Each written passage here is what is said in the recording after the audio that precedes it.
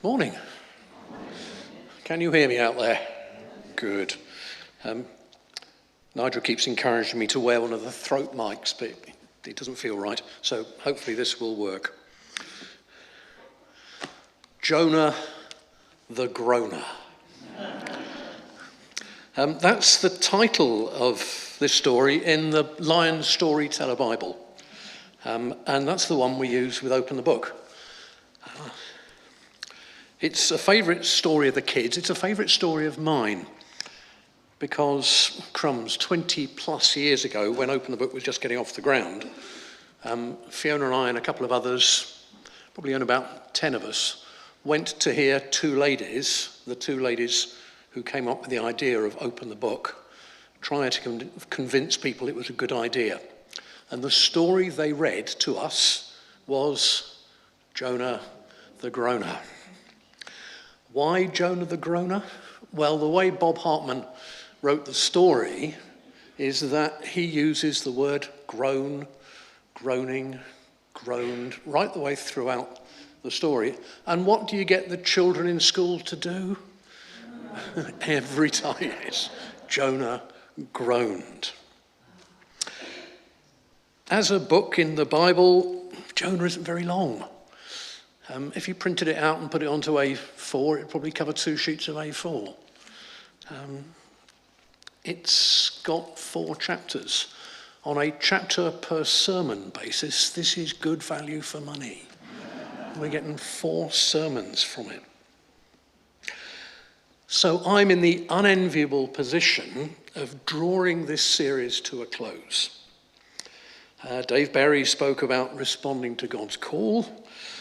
Ian spoke about praying from the depths, and you ought to remember more from sermons, but I just remember the pictures that Ian put up of the view that Jonah had of the world, which was just a black piece of paper. It's brilliant. Thank you, Ian. And Andrew Downing spoke of recommissioned a second chance. What more can I say? Well, it's not fair. It's not fair that I'm going last. It's not fair that they've taken all the good ideas. It's not fair that they've told the story. Not fair that they've drawn all the theological conclusions. It's not fair. Well, that's the whole point of chapter 4. It's not fair. Heard that phrase before? Children? Grandchildren? Heaven forbid that you've ever used it. Well, I have. At the end of chapter 3, things seem to be going well. Jonah has gone back to Nineveh. He's prophesied. Nineveh has turned to God. You'd think the book would end there. But no. I'm using NIV, but the sense is exactly the same as NLT, I think, Nick? Yeah. The very first verse says, "But Jonah was greatly displeased and became angry." Why, oh why, is Jonah displeased and angry? Why was he saying in paraphrase, it's not fair? Why does he want Nineveh destroyed? Well, to understand that, we need to have a bit of a look at Jonah's background. He's only mentioned directly on one other occasion in Scripture, in the second book of Kings, and Jonah prophesies to the evil king, Jeroboam, that Jeroboam's power will be restored. The borders of his land will be protected from Assyria. And Nineveh, of course, was in Assyria, what was then Assyria. Jonah's angry that God has mercy and compassion on his enemies and Israel's enemies. Jonah is of the opinion that salvation is solely for the people of Israel, and all others in the sight of God are doomed. Now we know, don't we, that whatever pleases God should please us. Jonah couldn't grasp it, and he couldn't control his own emotions. From his perspective, God should only save us, the chosen people, Israel. From his perspective, God should have no time for publicans and sinners. But Jonah's perspective has unintended consequences. Have you heard the law of unintended consequences? Let me just give you an illustration that I found somewhere that I thought was quite good. It goes back to the days of British rule in the subcontinent. And there was a plague of cobras. And the administration said, well, what we'll do is that we will give a reward for every dead cobra that is brought into us. That seems like a good idea. However, some enterprising people decided that if they bred cobras, then there was a lot of money in this, which is what they did. And of course, the administration eventually worked out something was wrong here, so said, we'll cancel the reward. And so the people who were breeding them released all the cobras and created an even bigger problem. The law of unintended consequences. If you want to look at a biblical example, look at Haman in the book of Esther. Haman, who wanted to kill all the Jews using his own homemade execution system. But of course, he gets his comeuppance and he loses his life on his own machine. Jonah, he was obedient to God and he went to Nineveh and he preached repentance. But what he really wanted was for Nineveh to reject God. They were not the chosen people. He wanted them to be destroyed. And of course, he got the opposite of what he wanted. But if you look at this story from God's perspective, it's about trust. Who's in charge here?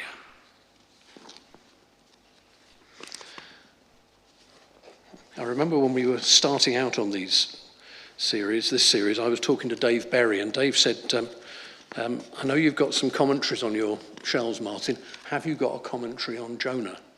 I said, no. So when you haven't got something like that, there's only, in today's world, there's only one thing that you do. You Google it. And I found, actually it's really a very old commentary, which is Matthew Henry's commentary on Jonah, which is really very good. And there's one phrase that struck me about the whole of this book, and let me read it to you.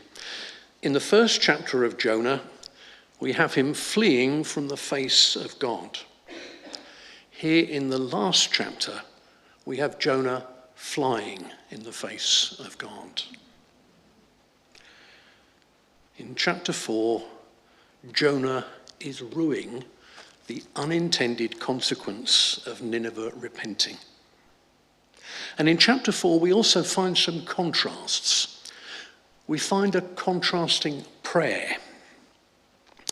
In chapter 2, as Ian was telling us, we find a contrite Jonah. I've got it wrong, God. God, you're right. Salvation comes from the Lord. Chapter 4, we find Jonah at prayer again. But it's not contrition. It's questioning. He knows the attributes of God. I know that you are a gracious and compassionate God, slow to anger and abounding in love. want to argue with you, God. I want to quarrel. Why have you done what you have done? If you're going to save Nineveh, I don't want any part of it. I want to leave. I'd rather be dead. I'd rather be dead than see the glory of Israel transferred to Gentiles.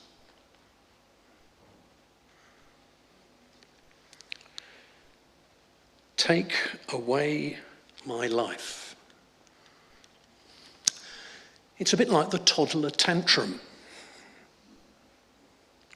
I can sort of see Jonah stamping.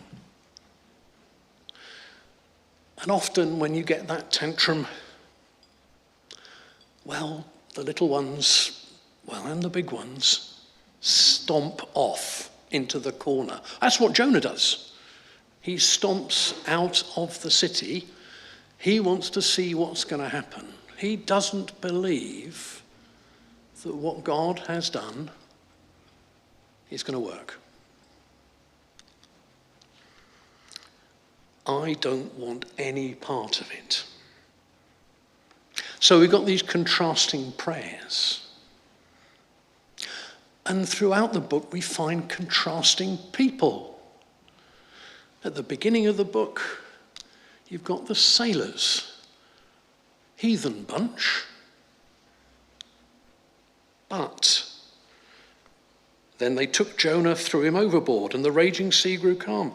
At this, the men greatly feared the Lord, and they offered a sacrifice and made vows to him. The sailors turned to God. And the Ninevites.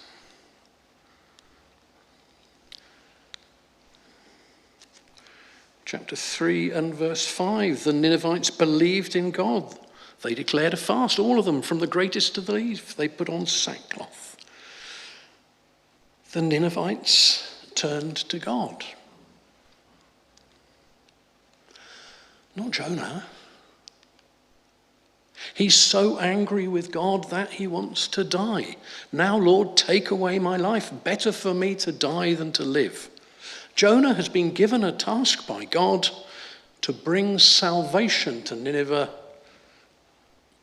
and he turns from God.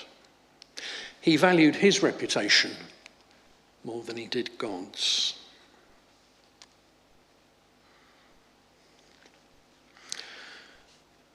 And the last contrast I want to draw from here actually is not within that text, but from another Bible character.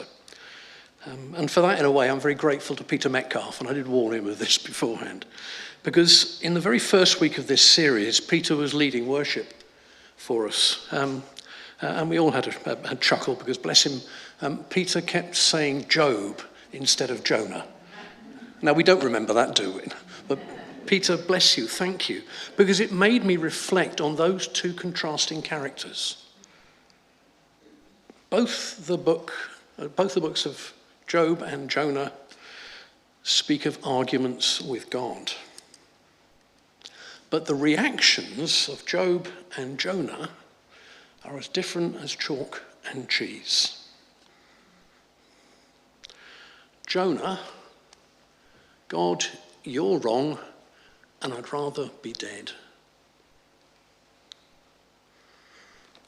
From Job 1, the Lord gave and the Lord has taken away. May the name of the Lord be praised.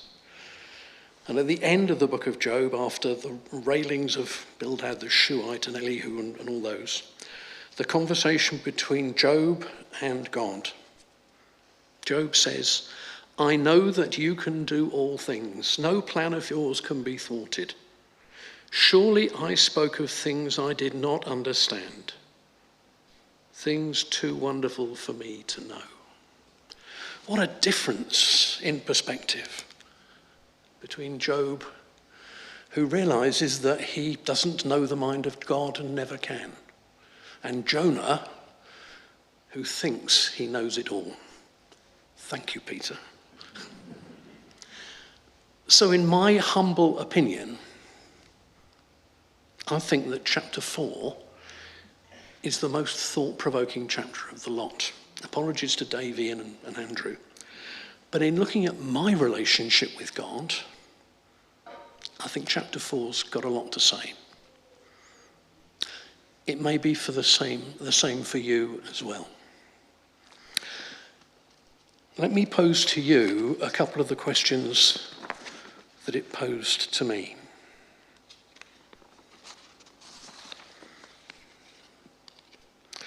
The first one is this: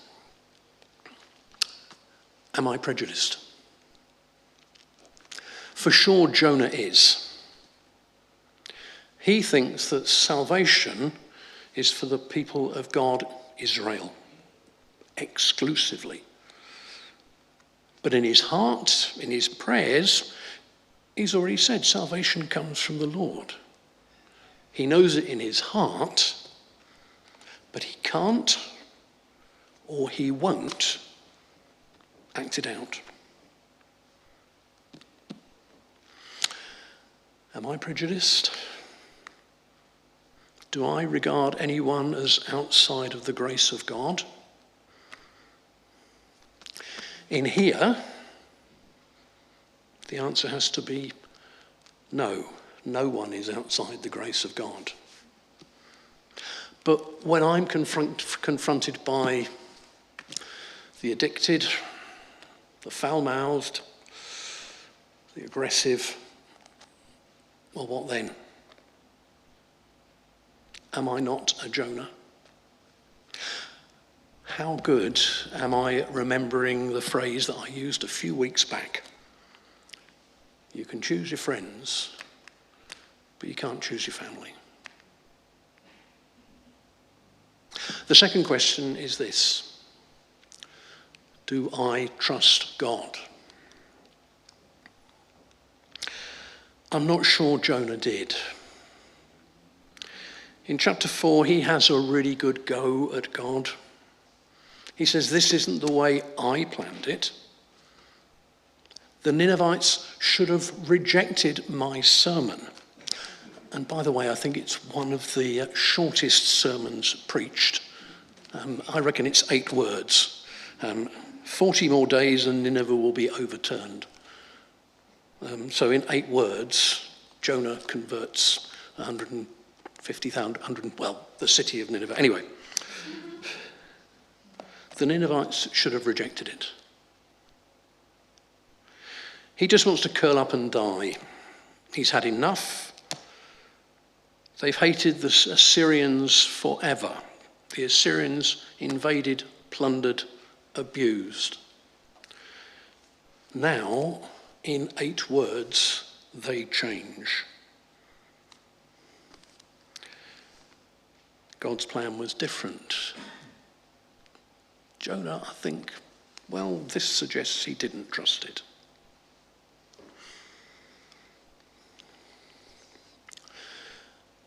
Do you know, I know Romans 8:28. We know that in all things, God works for the good of those who love him. I know it. I know it. You know it. God works for the good of those who love him in all things. But, isn't that a great word? But. How do I deal with my plan not being God's plan? Why do good people get hurt? Why do good Christian friends die in what is, in my opinion, is too early? Why was I made redundant? Why are my children, grandchildren doing that? Are you really working for the good of all, Lord? In my heart, I know it. But boy, am I angry with God when he gets it wrong? It's not fair. I can hear myself saying it now. Love me, Lord. Don't love my enemies. So how are we going to deal with the things that Jonah faces in chapter 4. Prejudice, disappointment, hatred. That's never happened to any of you, has it? I stand before you without all the answers. But I want to make one suggestion. I'm continually amazed by coincidences, or should I call them God-incidences. When Ian was preaching a couple of weeks ago, I was merrily making notes, as I have through all of the talks, because I want to try and find out what I was going to say. They'd already said no. But I made a note, and when I made that note, I thought, that might be the focus for what I want to say today. The following Tuesday, so after Ian had preached, I was at the home group that I probably too infrequently go to. And someone used exactly the same phrase that I'd written down. What was that phrase? Trust and obey. In 2 Corinthians, Paul writes, "But God said to me, my grace is sufficient for you, for my power is made perfect in weakness." And again in Ephesians he said, "For it is by grace that you have been saved through faith, not by your works." And in the parable of the prodigal son, which is my favourite parable,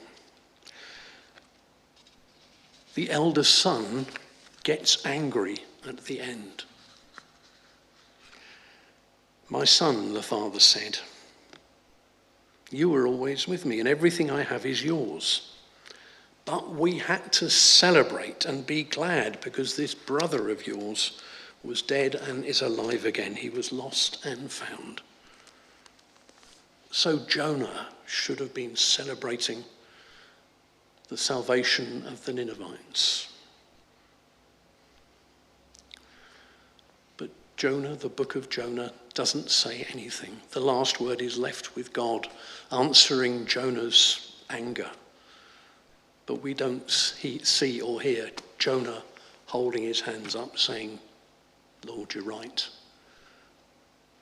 Job does. Jonah doesn't. Oh, Jonah, you groaner.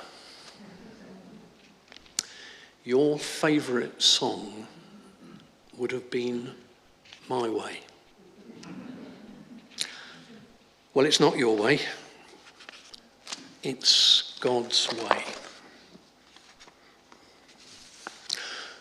When I feel anger, disappointment, prejudice, hatred, I'll try and remember Jonah the groaner.